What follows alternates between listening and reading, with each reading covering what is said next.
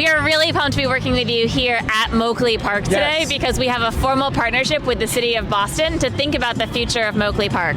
The role of Boston Harbor Now in helping to think about the future of Moakley Park is threefold.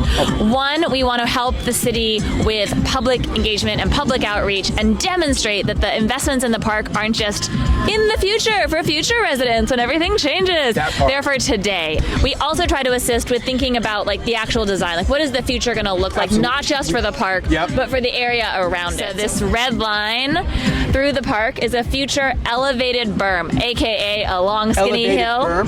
Long skinny hill. Okay. They're going to build a wall and they're going to build dirt over the wall. So people will have a chance to have like a mini hike through Moakley Park. That is the best description I've heard. It's going to be about as tall as up by the stadium. So that is, this morning we were talking about how climate change impacts thousands of people, but especially because right where we are, Moakley is sort of sunken into the ground. All of this floods and gets really wet. And so even just on a basic level of being able to utilize a multi-use field to play kickball, right, like there's lots of people who are like, you can't do that because it's so muddy that like you can't actually use a field. So right, everything from that to actually being able to do lots of things that aren't sports at a park. There is such an opportunity to give people tools and information to prevent skin cancer. And that's what Impact Melanoma is all about. It's all about skin cancer prevention. Now, I'll be very honest, there is, some belief among black and brown people that maybe you're not as at risk for melanoma, but is some of the data saying something very different? Definitely black and brown people are vulnerable to melanoma. I'm not an expert on the topic, but I know it can manifest itself in different ways. The things that I have today are bracelets that turn purple. I actually got one earlier, so thank you. In UV light. So this is the way they start, and they'll turn purple. And when you see it turn purple, you know you're being exposed to UV light, and you should be putting on sunscreen and reapplying it every 2 hours. Okay.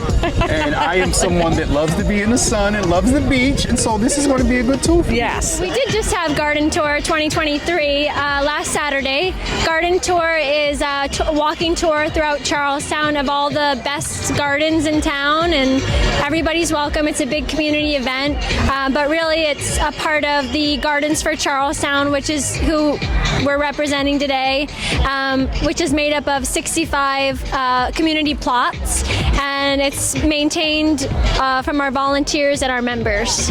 Today we are doing a plant your own seedling, so people can come up and pick a seed. They can come and plant a seedling and take it home? Yes. And watch it grow? Yep. Do you offer classes? Actually, that's one of the things we're working on expanding is our classes and opening them up into the community more. But we do have events every few months. We have a garden tour. We have lobster in the garden coming up. We have our Halloween.